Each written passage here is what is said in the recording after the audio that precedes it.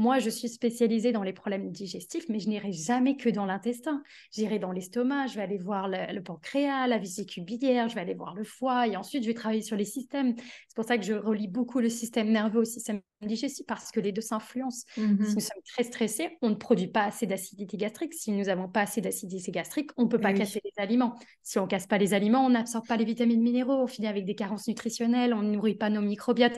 Voilà, tout ça, c'est un enchaînement et c'est vrai qu'on a tendance toujours à isoler tout.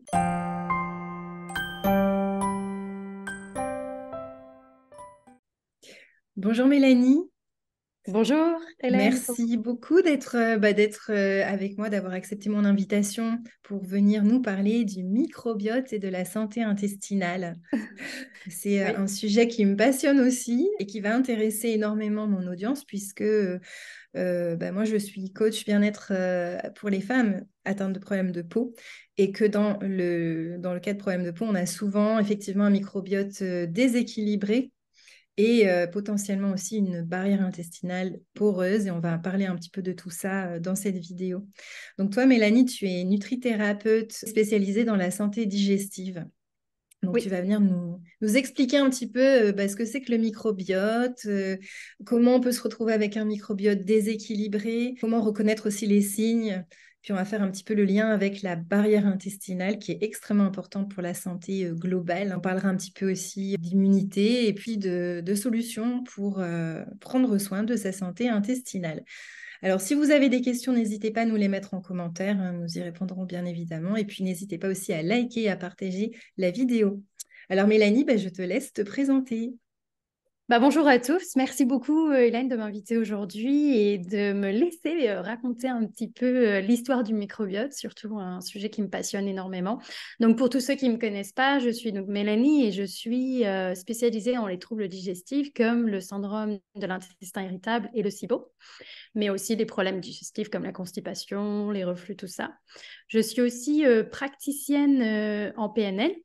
Et je suis mentor pour les professionnels de la santé, donc je les aide aussi à développer leurs connaissances autour des troubles digestifs et puis s'ils ont des problèmes dans des cas cliniques, des choses comme ça, je les aide aussi à mieux rediriger leurs patients ou trouver la meilleure solution pour et soutenir leurs patients.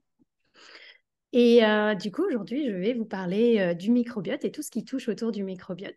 Et merci encore pour cette invitation. Avec plaisir. Est-ce que tu as été concernée toi-même par ces problèmes digestifs? Parce que souvent, c'est vrai, quand on choisit une spécialité, c'est qu'on est passé par là soi-même. Est-ce que tu peux nous dire un petit mot sur ton parcours? Oui, tout à fait. Alors, moi, j'ai eu le syndrome de l'intestin irritable, j'ai eu une dysbiose, j'ai eu une hyperperméabilité intestinale, j'ai eu une maladie aussi rare qui s'appelle eosinophilosophagitis. Donc, c'est une maladie, tout simplement, mes globules blanches attaquaient tout le temps mon oesophage dès que je mangeais des aliments. Donc, j'ai développé énormément d'aliments, d'intolérance, d'allergies alimentaires. J'avais de l'asthme, j'avais de l'eczéma, j'avais de l'acné, j'avais une endométriose. Et tout ça, forcément, était relié à mon intestin. Et c'est le jour où j'ai compris qu'il fallait justement reprendre les choses en main, mon alimentation, mon hygiène de vie, prendre soin de mon intestin. D'ici là, depuis, les choses ont changé et je vais beaucoup mieux. J'ai même guéri de cette maladie auto-immune. C'est vrai qu'on a tendance à dire que quand on en a une, on ne peut pas en Mm. guérir. Mais je me souviens très bien, je travaillais avec un gastro-entérologue. J'ai été hyper chanceuse parce qu'il était beaucoup dans la médecine fonctionnelle. Et c'est un des premiers qui m'a dit, je refuse que tu prennes des IPP et des stéroïdes. Et du coup, à ce moment-là, j'ai étudié la nutrithérapie et ensemble, on a mis un protocole. Et quand j'ai reçu les résultats, il m'a dit, ça y est, il n'y a plus rien, c'est extraordinaire. J'étais tellement contente et je suis là aussi aujourd'hui pour justement lancer ce message qu'il est possible de reprendre sa santé en main. Bien sûr, Mm. ça demande beaucoup de patience. J'ai pas guéri en une seule nuit. Ça m'a pris beaucoup, beaucoup de temps et je suis encore en cours de guérison parce que remettre un microbiote à jour, ça prend du temps. Bien sûr, donc c'est pour ça que je suis là pour éduquer et apprendre mes patients à reprendre leur santé en main en utilisant une boîte à outils, en utilisant des techniques ou des choses simples à mettre en place et surtout faire en sorte que ces choses deviennent une habitude parce que j'entends beaucoup de gens dire «Ah mais j'ai essayé ça une semaine, ça n'a pas marché, qu'est-ce que tu en penses?» Ben non, une semaine c'est jamais assez, il faut Ouais, bien c'est sûr sûr. quand on met quelque chose en place, il faut l'utiliser sur une longue période pour y voir enfin des résultats. Et justement, je suis là pour aider mes patients à garder leurs objectifs en tête et les mettre en place. Hmm. Ouais, merci pour Surtout. ce partage. J'entends plusieurs choses en fait dans ton explication. C'est que d'une part, il y a un lien entre tous ces symptômes. Déjà, tu parlais des problèmes de peau qui forcément intéressent beaucoup mon Ouais, audience. Pour la majorité des gens, en fait, on ne fait pas la relation entre les problèmes comme ça, donc des problèmes de peau ou des problèmes d'endométriose, par exemple, avec le microbiote et la santé intestinale. Donc ça, c'est une chose qu'on développera, je pense, tout à l'heure aussi sur comment reconnaître qu'on a un microbiote qui est déséquilibré. Et un message aussi donc d'espoir qu'on peut effectivement s'en sortir quand on a tout un tas de symptômes, quand on a des maladies chroniques. C'est pas une fatalité et ça, je pense que c'est très important de le rappeler. On peut toujours reprendre sa santé en main, on reprend son pouvoir, on fait de sa santé une priorité. Et moi, je suis dans ce cas-là à l'heure actuelle, hein, avec une maladie auto-immune aussi, et j'ai compris que voilà, il fallait absolument que ma santé soit ma priorité, mon bien-être soit ma priorité. tout à fait. Et on doit voilà, prendre vraiment grand soin de soi, enfin, Mm, vraiment prendre soin de soi quand on a tous ces symptômes et pas, se faire violence et se dévaloriser parce que moi je rencontre tellement de personnes mm, qui pensent perdre leur valeur en fait, si tu veux, mm. leur estime d'elles-mêmes à cause de leurs symptômes. Et ça, c'est le truc aussi à travailler, à garder vraiment cette bienveillance envers soi-même et prendre soin de soi. Voilà, ça, c'est les Tout à deux fait. choses que je retiens aussi qui sont Oui, pour moi très, très importantes. Et je tout à voudrais fait. que tu expliques deux choses, deux termes. La médecine fonctionnelle, est-ce qu'on peut dire un petit mot sur qu'est-ce que ça veut dire exactement la médecine fonctionnelle ou en tout cas l'approche fonctionnelle parce que c'est aussi ton Oui. approche. Et puis ensuite, on définira un petit peu le microbiote et on expliquera plus en détail ce que c'est en fait. Oui, tout à fait. La médecine fonctionnelle de base, c'est une médecine qui a été réinventée par un Américain, Dr. Mark Yeaman. Et en fait, ça veut dire pour moi, parce qu'il y a plusieurs définitions, pour moi, c'est retour aux sources. C'est avoir une alimentation saine avec des produits sains que la mère nature nous offre. Ne pas manger ultra transformé ou des aliments transformés. C'est vraiment aussi retrouver une hygiène de vie correcte, savoir réduire ou mieux comprendre son stress, ne pas être toujours dans ce bouton de euh, système nerveux activé, système sympathique tout le temps en Mm. alerte, tout le temps là présent. C'est aussi savoir dormir. Et oui, parce qu'on parle toujours de quantité, mais jamais de qualité de sommeil.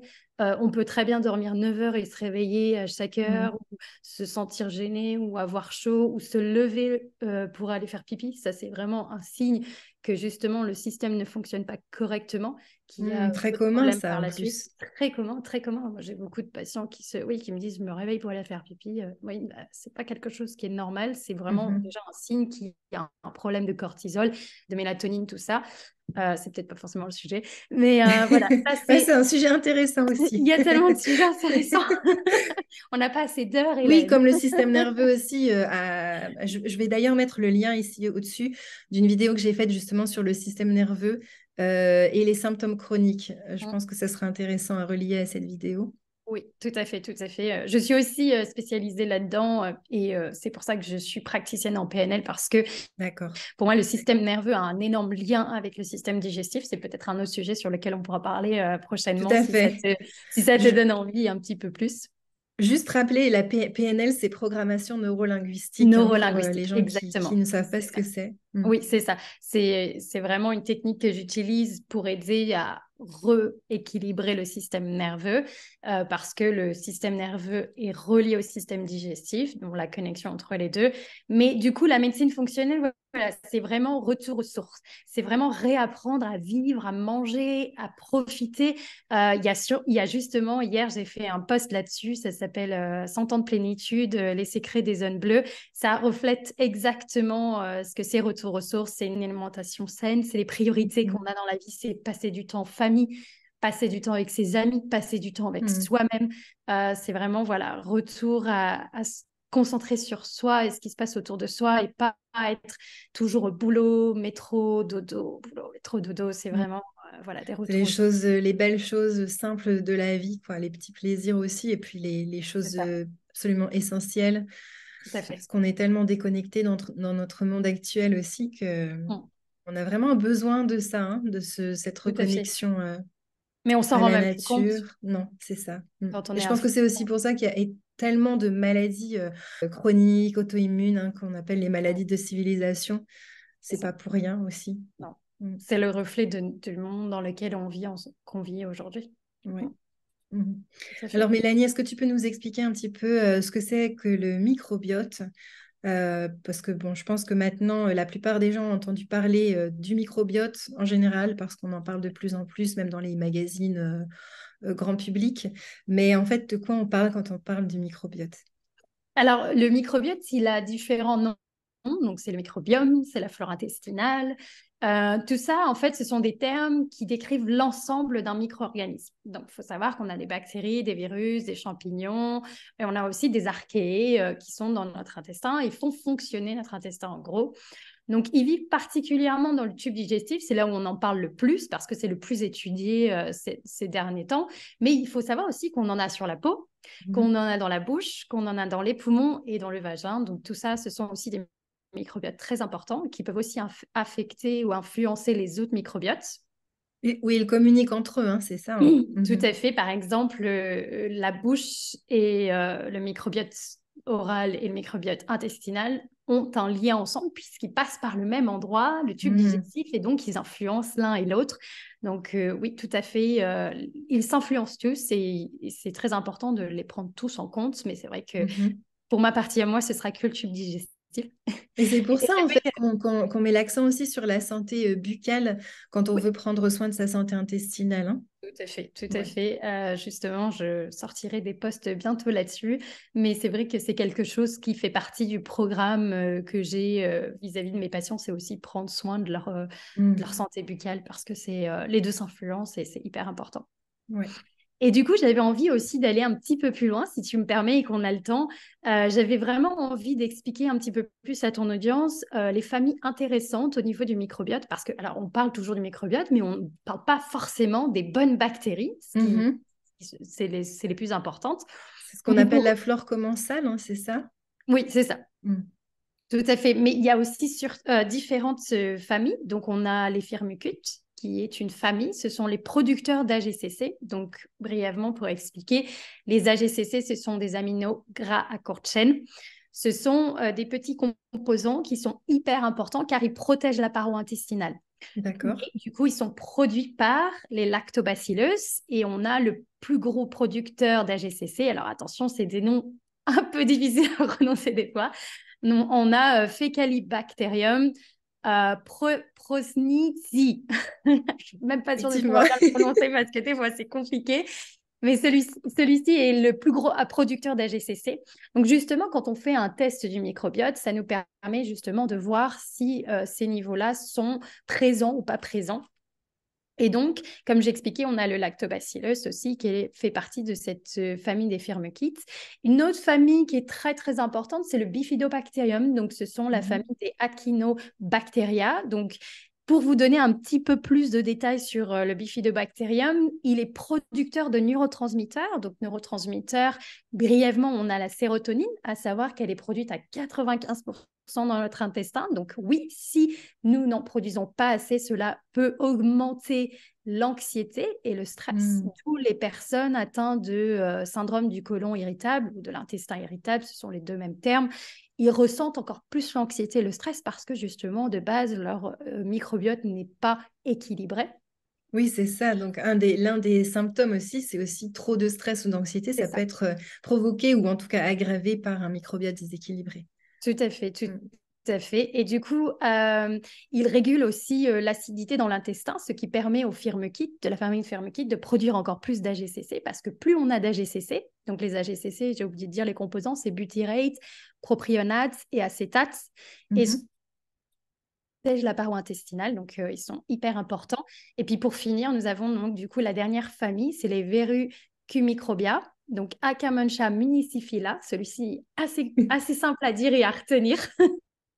C'est joli. Celui-ci, du coup, ouais, il est très joli, j'aime beaucoup aussi Mm. le dire. Celui-là, il va se loger dans la couche de muqueuse de l'intestin et donc elle va protéger la paroi intestinale et aussi producteur des AGCC, tout particulièrement des propionates et acétates. Donc, globalement, je voulais juste vous donner un petit peu plus d'informations sur quel type de bonnes bactéries, parce que quand on entend bonnes bactéries, on ne sait pas réellement ce que c'est et ce qu'elles C'est vrai. font. Alors, bien sûr, il faudrait une interview entière sur chacune. Malheureusement, je ne peux J'imagine. pas tout expliquer.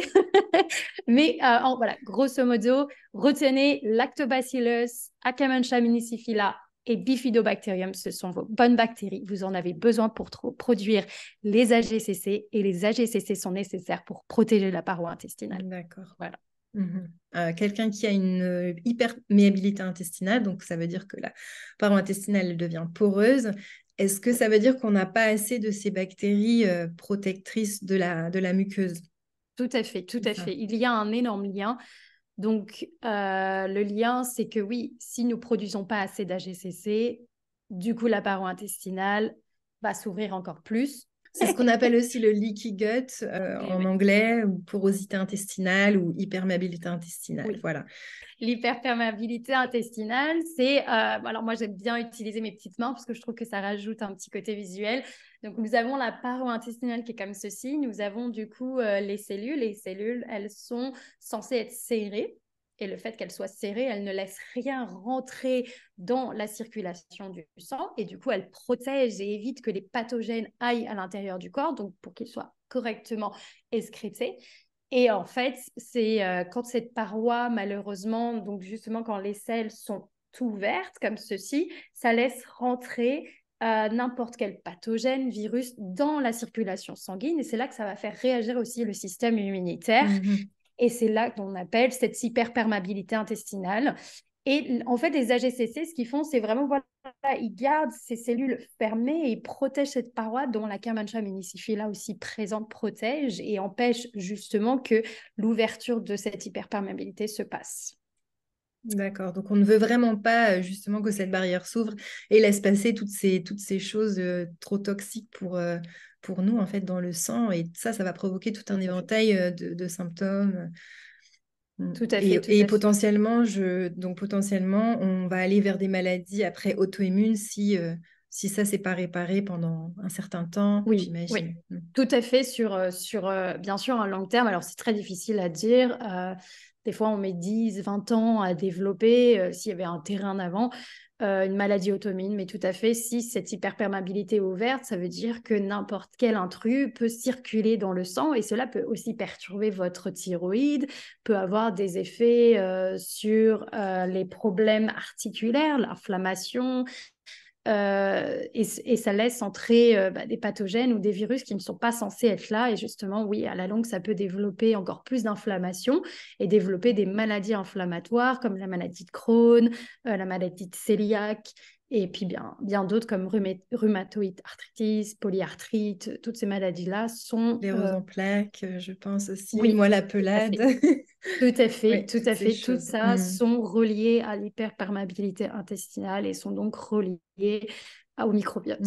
Et il y a Tout à aussi au fait, niveau de la peau, l'eczéma et le psoriasis qui sont tout à liés fait. au leaky gut. Oui, Mm. oui, tout à fait. Il y a, alors, l'eczéma est relié aussi à tout ce qui est système immunitaire. C'est pour ça que quand on a de l'eczéma, on réagit beaucoup avec ce qu'on mange. Mhm. Parce que c'est relié voilà, à l'hyperperméabilité. Puis le psoriasis, c'est aussi bien sûr relié au leaky gut, mais avant tout, c'est le foie. D'accord, ok. Donc, on a parlé des good guys, donc des copains à l'intérieur de notre intestin. Est-ce que tu peux nous dire un petit mot sur les bad guys, les bactéries et les levures, etc., qui peuvent potentiellement poser problème? Tout à fait. Bah, je vais justement parler d'une bactérie que tout le monde connaît, Escherichia coli. Donc, bien sûr, c'est une mauvaise bactérie, mais il ne faut pas l'oublier, de base, nous l'avons. Elle est présente dans notre microbiote. Et justement, j'ai énuméré les bonnes bactéries. Donc, si elles sont présentes, Escherichia coli, à ce moment-là, il est gentil, il est calme. il fait son petit boulot comme il doit faire, mais malheureusement, si ces bonnes bactéries disparaissent, eh ben, il en profite pour Mm. proliférer, grossir. Et à ce moment-là, il devient plutôt méchant et il perturbe et déséquilibre. Donc, un déséquilibre de la flore intestinale, on appelle ça une dysbiose. Donc, c'est vraiment le terme utilisé. Ça veut dire qu'en gros, on a plus de mauvaises bactéries que de bonnes ou que les bonnes ne sont pas présentes. Il m'est déjà arrivé avec certains patients que ils avaient plus de bonnes bactéries, mais ils n'avaient pas encore développé ou proliféré de mauvaises. Donc, ça, c'est bien. Ça voulait dire que D'accord. c'était pris à temps. Mhm. Et donc, nous avons aussi Escherichia coli, Enterobacter, nous avons Bilophila, Méthanobraveur, tout ça, ce sont des bactéries. Méthanobraveur, c'est plutôt un archéé, ce ne sont pas des bactéries, c'est des choses que nous sommes censés avoir quand même dans notre microbiote, mais s'il y en a trop, bien sûr, ça crée énormément de gaz, dont le D'accord. méthane. Et c'est ça qui rentre en jeu quand on a un SIBO, par exemple? Alors, c'est très intéressant ta question parce que justement, moi, je suis absolument pas du tout pour le test du SIBO, test respiratoire, parce que je trouve D'accord. qu'on définit pas un SIBO avec juste un gaz. Pour moi, un SIBO, c'est avant tout une infection bactérienne et c'est pour ça que j'utilise avant tout le test du microbiote parce que celui-ci va pouvoir nous indiquer avant tout s'il y a une infection bactérienne. Parce que quand on parle de SIBO, c'est bien sûr, on parle d'une dysbiose, donc d'un déséquilibre du microbiote. Et ça peut être Escherichia coli, ça peut être Enterobacter, ça peut être D'accord. différent. Et justement, dans les tests du microbiote, on peut voir qu'il y a plusieurs familles et les familles produisent différents gaz. Donc, on a l'hydrogène sulfite et on a le méthane. Si on Mhm. parle de méthane, on va parler de méthanobraveur. Donc, si dans un test du microbiote, s'il est présent et que le niveau est élevé, c'est que oui. Et là, du coup, il faut aussi prendre, quand on fait une analyse, ce genre de test, il faut prendre un contexte et les symptômes, hein. Donc, si mon patient, il est constipé et que je vois du méthanobraveur, c'est que oui, il y a du méthane, des gaz présents, et du coup, c'est la constipation. Si je fais ce test microbial et je sais que mon patient, il a de la diarrhée et des gaz, et je vois qu'il y a bilophila, c'est de l'hydrogène sulfite, qui sera Mhm. présente dans son intestin. Donc oui, je pourrais dire, voilà, il y a un type de SIBO mais de hydrogène sulfite et non de méthane. Et du coup, je vais pouvoir D'accord. savoir mon protocole et les types de compléments que je dois donner ou pouvoir établir le Mhm. protocole vis-à-vis de ces symptômes et du résultat microbial. On va juste rappeler, le SIBO, c'est Small Intestinal Bacterial Overgrowth, donc qui est une pullulation bactérienne dans l'intestin grêle. Oui. Et pour parler, donc tu parles des tests du microbiote. Est-ce que Oui. tu peux nous en dire un petit peu plus sur ces tests? Est-ce qu'il s'agit de tests de sel? Est-ce que c'est le test des métaboliques organiques urinaires? Est-ce que c'est le test, enfin d'autres tests du microbiote? Est-ce que tu peux nous dire un petit peu un Oui. mot là-dessus? Alors, moi, j'utilise de l'IMS, c'est un laboratoire belge et c'est le test du microbiome intestinal. Donc, oui, effectivement, c'est l'ADN des microbiotes. Cela nous permet en fait d'évaluer déjà quel type tu as. Voilà, si Mhm. tu as un peu trop de lactobacilleuse, si tu en as moins, ça nous permet en fait d'évaluer le microbiote et voir s'il y a des infections bactériennes ou s'il y a justement, comme j'ai expliqué, ces producteurs de gaz, s'ils sont présents ou pas présents. Et en fait, ce test-là, bien sûr que, alors j'ai entendu dire, oui, il n'est pas fiable à 100%. Aucun test n'est fiable à 100%, Mhm. il faut le savoir. Mais en tout cas, comparé au test respiratoire, moi, j'ai lu des études qui montrent que ce type de test est beaucoup plus fiable qu'un test respiratoire. Test respiratoire, malheureusement, il y a un taux entre 40% et 60% élevé de faux négatives ou fausses positives. Donc, pour Je moi, pense n'est que pas assez valable. Je pense qu'il y a aussi une préparation à faire pour que le test reste fiable. Mais Oui, la plupart des gens ne font pas cette préparation et c'est oui. pour ça que ça pose problème. Oui, mais même avec Mm. la préparation, malheureusement, D'accord. dans mon cas, moi, c'est pour ça aussi que je dis ça, et avec tous les patients que j'ai faits, c'est vrai qu'avant, je l'utilisais beaucoup, je me retrouvais avec des gens qui avaient soi-disant SIBO, donc on traite, on fait le protocole, mais les Mm. symptômes restent, rien ne change. C'est que peut-être de base, à cause de ce test-là, le résultat n'était pas forcément bon. Donc, c'est pour ça que maintenant, D'accord. j'ai décidé de ne Mm. plus travailler avec ce genre de test et je ne le recommande absolument pas parce que pour moi, il y a vraiment un taux très élevé de faux positifs. Et il y a aussi, il faut savoir que quand on a de la constipation, on crée énormément de gaz. Et quand on fait ce type de test, ça peut amener à avoir justement ce faux positif. Et D'accord. je l'ai déjà vu auparavant. Donc, c'est pour ça que je conseille plus ce test du microbiote. Et donc, chez LIMS, il s'appelle le BIP, microbiote intestinal. Et il est très, très intéressant parce que justement, les familles que j'expliquais un petit peu au début, les bonnes bactéries, tout ça, c'est vraiment bien réparti sur le test et ça nous permet vraiment d'avoir beaucoup plus de connaissances sur le microbiote de la personne avant même de tester et de prescrire des probiotiques. Et ça, c'est un test de sel? Oui, Oui, d'accord. oui, oui, tout à fait. Pardon, je Ok. n'ai pas précisé. Mais non, mais parce qu'on a des tests, c'est vrai que moi j'ai fait un test urinaire, voilà, on a le Oui. test respiratoire, il va y avoir des tests peut-être sanguins. Je ne sais pas s'il y a des tests sanguins pour, en tout cas pour le microbiote, ça m'étonnerait.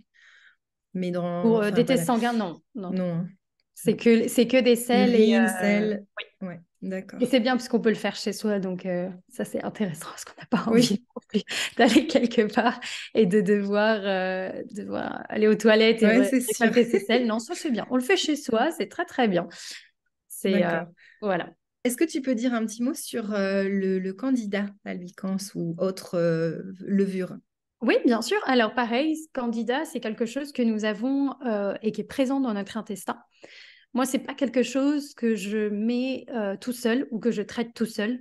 Je l'accompagne toujours de la dysbiose parce que c'est pareil, si les bonnes bactéries ne sont pas présentes, le candida va proliférer comme les Mhm. mauvaises bactéries.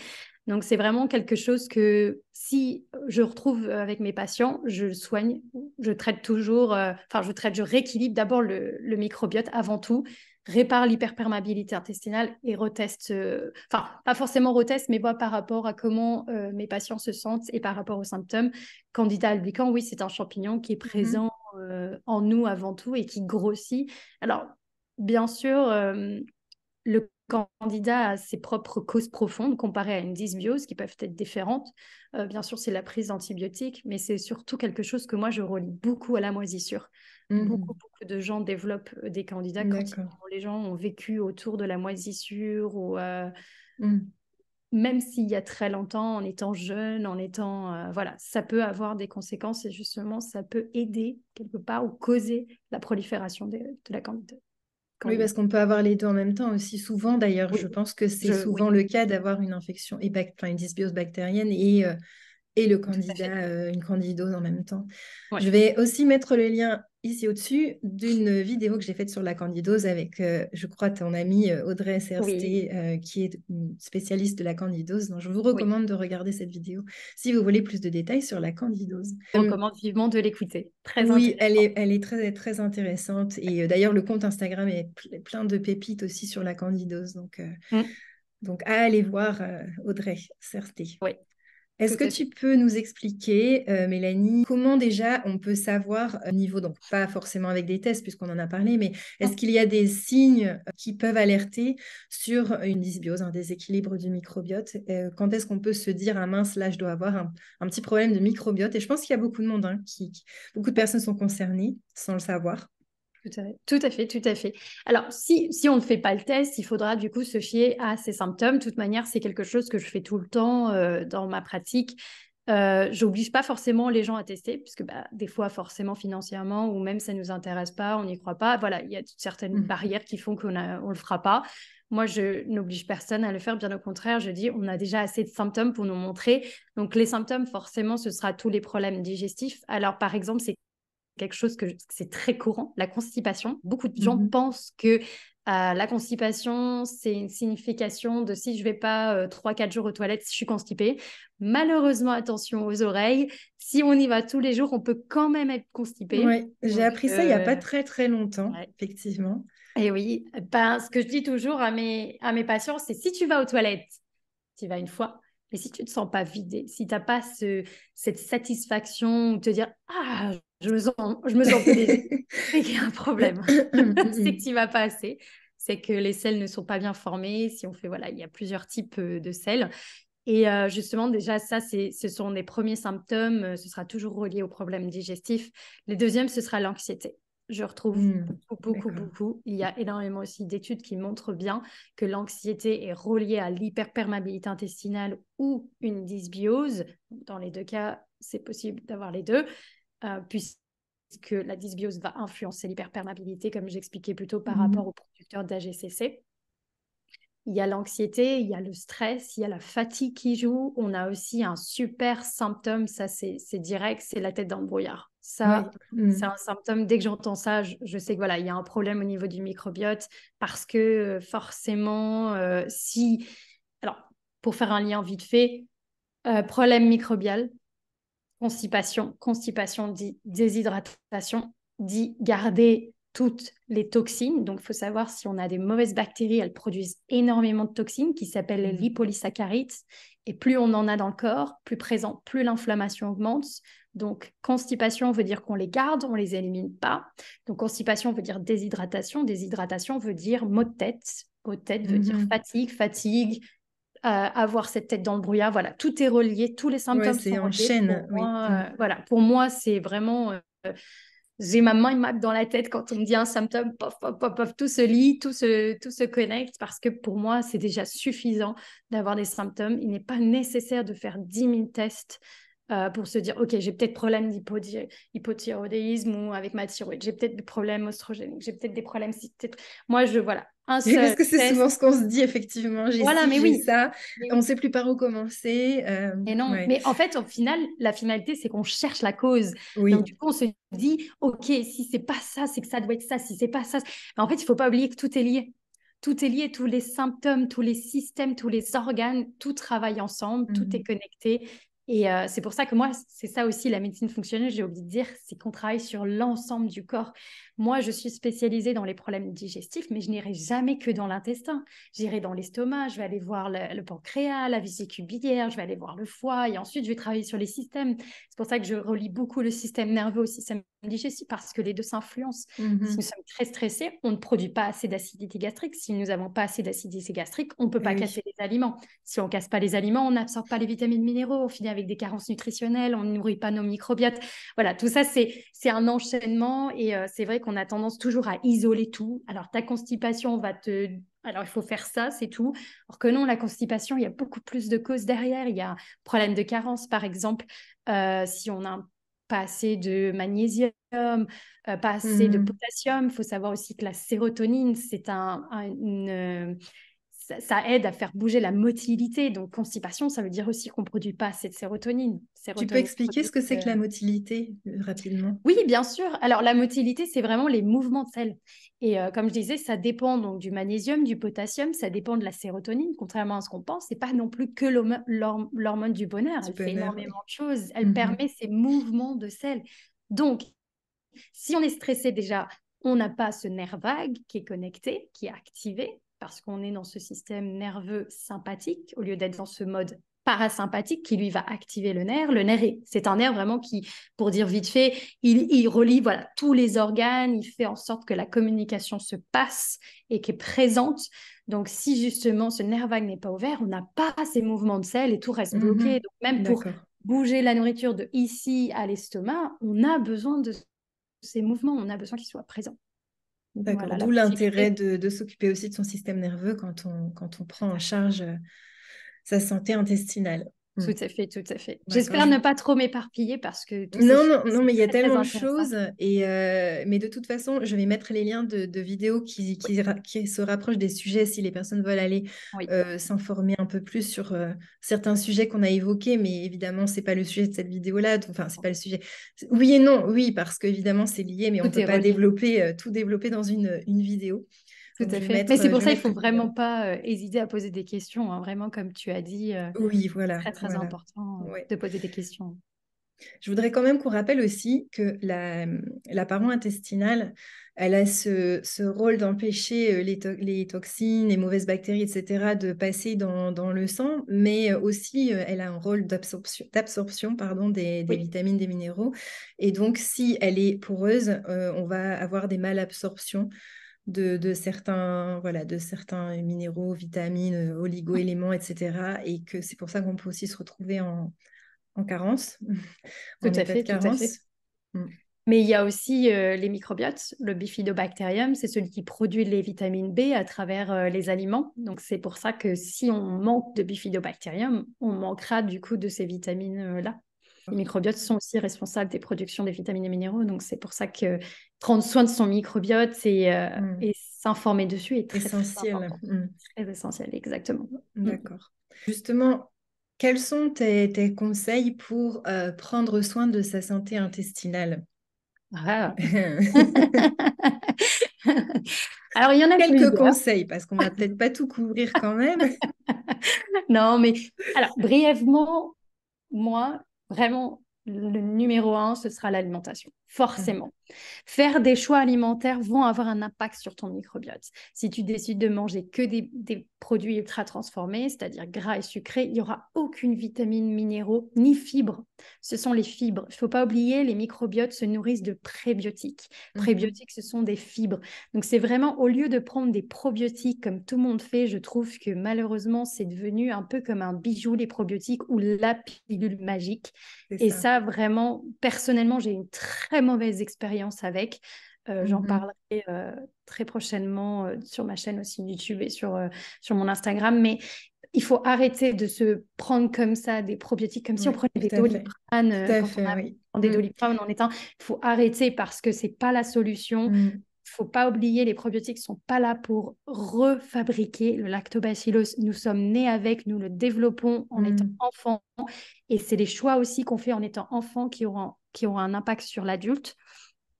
Et puis, donc, première alimentation, Et prébiotiques. je te coupe juste une seconde Oui, sur les probiotiques. Je voulais oui. juste rebondir dessus parce que moi, tu vois, dans le domaine de la peau, je Mhm. vois énormément de personnes qui prennent des probiotiques, qui ne se font pas suivre, c'est de l'auto-médication ou de l'auto-guérison. Et on va aller directement vers des probiotiques. Et ça, je reçois des messages, mais tout le temps, en fait, sur mon Instagram, de personnes qui ont de la rosacée, qui m'écrivent, je prends des probiotiques et ça ne part pas. Ouais, Je ne comprends pas, je prends des probiotiques et pourtant j'ai encore des boutons et des rougeurs. ouais, Mais je pense que des probiotiques, il faut faire super attention parce que déjà, il y a plein de souches différentes. Donc, si on ne prend pas les bonnes souches, bon, bah, on fait un petit peu à l'aveugle. tout à Et en fait. plus de ça, quelqu'un qui a un SIBO, par exemple, et qui va prendre des probiotiques comme ça, sans information, peut faire pire que mieux. En fait, on peut empirer les choses.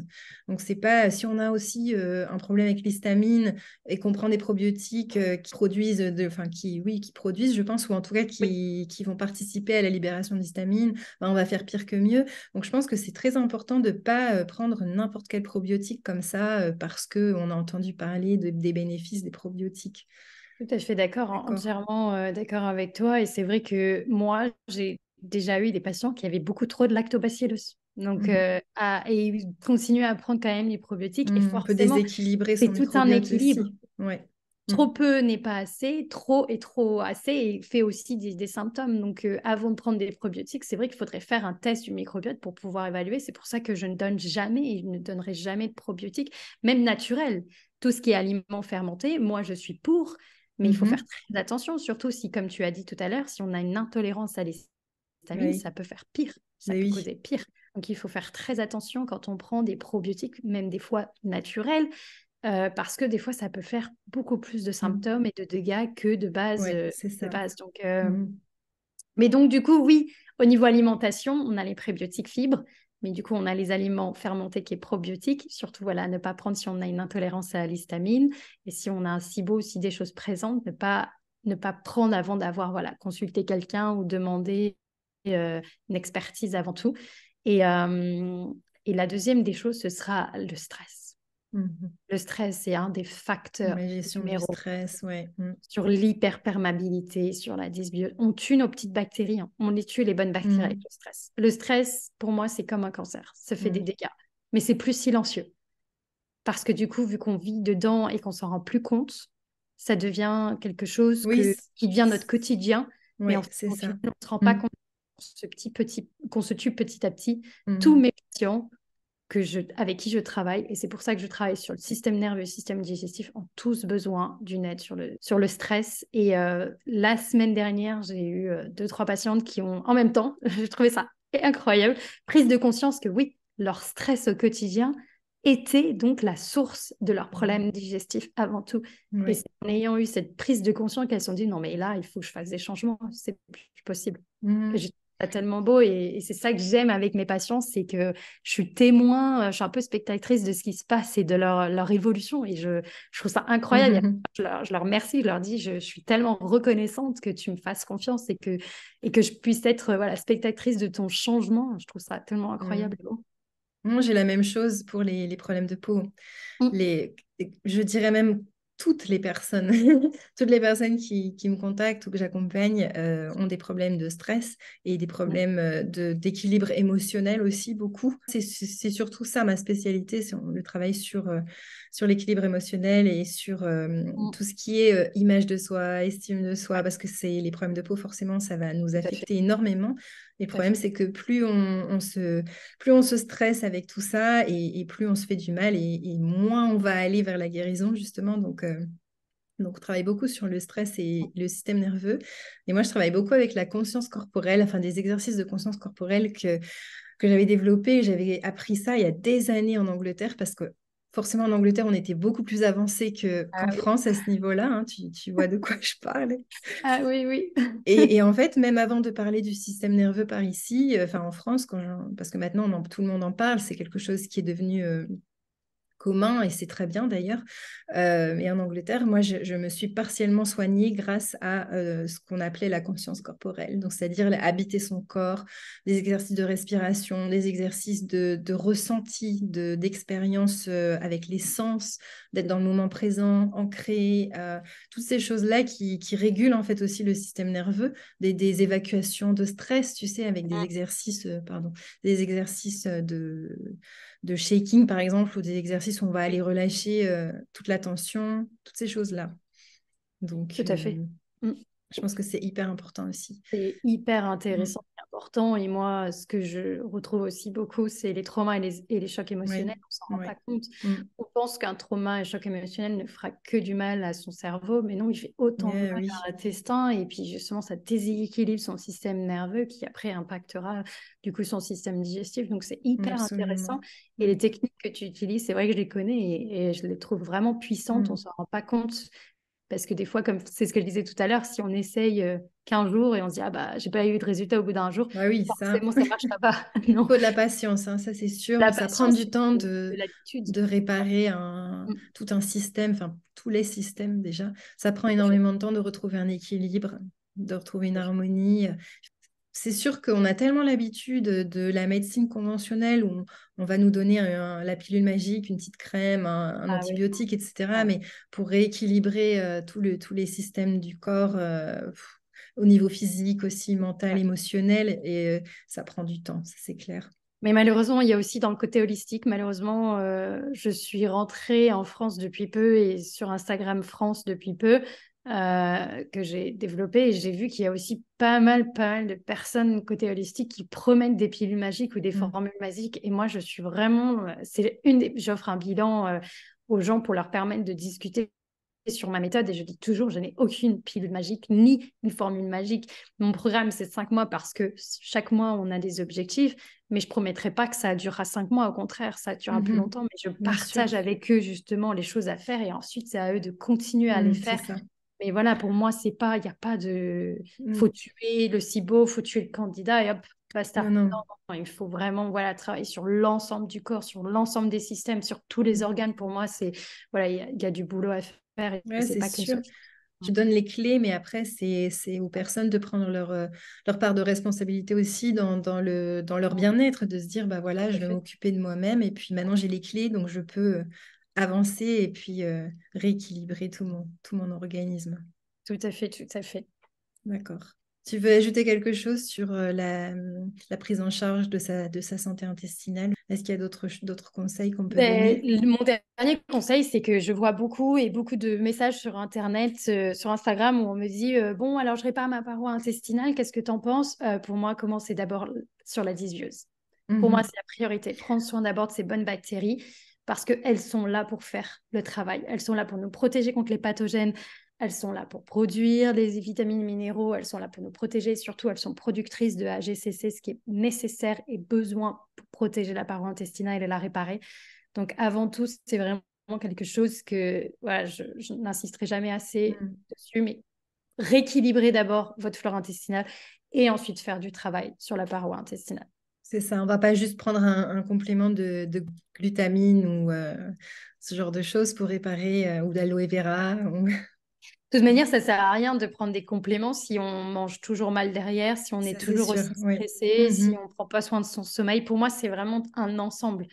Des compléments, c'est bien dit, c'est des compléments. C'est un complément sur son alimentation. Avoir une longue liste de compléments, c'est pas la solution pour moi. C'est pas ça qui va faire qu'on guérit. Moi, j'ai fait toutes ces erreurs-là, hein. C'est pour ça que j'ai un bon programme qui est assez béton, mais parce que j'ai fait toutes ces erreurs-là avant tout. Et justement, j'ai tout testé, tout essayé. Et du coup, bien sûr, ça a marché sur moi. Ça ne veut pas dire que ça marchera sur les autres ou que le travail sera différent sur les autres, parce que même si nous avons tous les mêmes organes, forcément, même si on a les mêmes symptômes, l'évolution, c'est pour ça que je travaille beaucoup sur le corps et l'esprit avant tout, hein. C'est pour ça que je travaille dessus, c'est Oui, parce que nous sommes tous différents au final, même si nous sommes c'est ça. composés pareil, nous sommes tous différents et la guérison est différente pour tout le monde. Comment fait-on pour travailler avec toi, Mélanie? Tu veux nous dire un petit mot sur ton accompagnement? Oui, Oui, je sais que alors tu fais une du coup, masterclass aussi, hein, c'est ça qui est sur le oui. microbiote, il me semble. Alors, bientôt, elle va sortir. Elle n'est pas encore sortie, mais bientôt, elle sera présente. J'ai déjà d'autres masterclass, donc une sur le système nerveux, justement, où j'explique le lien entre le système nerveux et le système digestif. Je donne aussi des conseils que tu peux déjà mettre en place. Et justement, comme je disais, c'est des conseils à mettre en place et qui deviennent une habitude. Ensuite, j'ai Mhm. notre masterclass sur la constipation. Pareil, j'y partage aussi des conseils et j'explique ce que c'est et les liens et les causes. Comme j'expliquais, aller à la selle tous les jours ne veut pas dire Oui, forcément pas constipé. Ça peut malheureusement être le cas. Ensuite, comment travailler avec moi? Donc, je travaille sur un programme de 5 mois et chaque mois est réservé à mettre en place des objectifs. Donc, d'accord. comme je disais, on a tous une vie extrêmement occupée entre le travail, la famille, entre tout ça. Et des fois, c'est compliqué. Je ne demande pas forcément à ce qu'on quitte notre boulot. Ce serait, je pense, le rêve pour Mhm. c'est impossible. Donc, du coup, j'ai mis en place ce programme pour permettre aux gens de mettre de nouvelles habitudes en place sans se stresser, sans s'épuiser encore plus, puisque c'est pas non plus le but de mon programme, n'est pas de stresser les gens, bien au contraire, c'est de les aider à relaxer au maximum. Et le premier mois, c'est tout ce qui est alimentation parce que je ne suis pas du tout sur le régime FODMAP. Pour moi, c'est un régime trop restrictif qui fait bien plus de dégâts que de bien. Mhm. Justement, je vois et je continue à voir des gens qui l'utilisent, qui s'en servent et qui finissent par développer des troubles du comportement alimentaire alors qu'ils Mhm. n'en avaient pas de base. Faut savoir que beaucoup d'études montrent justement que si tu as des troubles du comportement alimentaire, il ne faut pas suivre ce régime. Mais moi, je Oui, vois beaucoup de gens sans troubles du comportement alimentaire et en développer à la suite d'accord. parce qu'au final, quand on coupe des aliments et que votre corps va mieux, moins de ballonnement, moins de choses, bah, on finit par inconsciemment blâmer les aliments. On a Et on peur de s'y- remanger ces c'est aliments-là. ça, de les Ouais. réintroduire. Donc, c'est Moi, je là suis où passée par là aussi, je suis passée par le FODMAP. donc, tu vois ce que je veux dire. Oui, Je suis oui, passée par oui. là aussi. Et pour moi, c'est absolument pas du tout quelque chose que je recommande et que j'utilise parce que pour moi, déjà, chaque personne est différente et je préfère travailler avec les aliments et les vrais aliments que commencer à dire à quelqu'un non, il faut arrêter ci, il faut arrêter ça. Pour moi, c'est juste plus du stress. Ça stresse encore Oui, c'est plus le sûr. système nerveux, ça Mhm. augmente du coup le problème digestif. Je ne vois pas d'amélioration à l'utiliser et je vois bien le contraire des gens encore plus fatigués qui perdent du poids, qui sont épuisés, qui sont stressés. Puis il y a aussi le côté social qui est hyper important. Et justement, Ouais, suivre ça, ce c'est genre de sûr. régime-là te coupe de tes amis, de Mm. restaurants, de tout. Et tu finis par être tout seul et ça rajoute encore plus de stress. Donc, Ouais, donc c'est sûr. le premier mois, c'est sur l'alimentation. Une D'accord. alimentation adaptée à toi et tes besoins. Et du coup, le deuxième mois, c'est tout en relation avec tous les autres organes. Donc, on va booster l'estomac, la vésicule biliaire, le pancréas. Troisième mois, très important, travailler sur le taux de sucre parce qu'il impacte énormément notre système digestif, mais pas que. Il a un impact sur le feu, Mhm. sur la fatigue, sur l'humeur, sur la peau aussi, sur l'acné. Donc, Ah j'ai beaucoup oui, de patients avec de l'acné, de l'eczéma aussi. Donc, on travaille là-dessus, on travaille sur le sommeil. Quatrièmement, on se concentre plus sur le microbiote en relation avec nos symptômes. Si le test est fait, on travaillera dessus. Si le test n'est pas fait, d'accord. on travaillera quand même sur le microbiote vis-à-vis des symptômes. Comme j'ai expliqué, ça nous donne assez d'informations. Et cinquième mois, c'est sur le système nerveux. D'accord. Voilà, Ok. on va rééquilibrer le Super. système nerveux pour qu'il soit en accord et Mhm. reconnecter la connexion entre système digestif et système nerveux. Mhm. Très Voilà. complet. Ouais. Oui, très, très complet. Et comme Bon, je bah, dis, c'est que 5 mois, mais ça peut être plus long, ça peut être plus bien court. sûr. Je ne Oui. promets rien puisque je travaille surtout avec voilà, corps et D'accord. l'esprit. Je Je travaille vais mettre le lien de ton site et de ton Instagram. Peut-être, tu m'as dit que tu avais une chaîne YouTube, donc on bientôt, mettra les bientôt, liens bientôt, bientôt, d'accord. On mettra les bientôt. liens en dessous de la vidéo. Voilà. Est-ce Je voudrais que... juste partager, en fait, la chaîne YouTube sera faite avec aussi avec mon acolyte, comme tu l'as dit, Audrey. Ah, Voilà. super, très bien. Alors, c'est pas encore sorti, on l'a pas encore annoncé, mais C'est ça une sortira première. une première. On D'accord. est très très fiers et très Mhm. contents justement d'ouvrir cette chaîne-là. Ah, très bien. Merveilleux. Bah oui, ce sera une chaîne à suivre, pour sûr. Oui. Mélanie, je te remercie beaucoup d'être venue ici pour partager tes connaissances et ton expertise. Merci beaucoup. J'espère que cette vidéo aidera pas mal de personnes à comprendre, à mieux comprendre ce qui se passe dans leur intestin et à les inspirer à prendre soin de leur santé intestinale pour simplement prendre soin de leur santé globale. Voilà.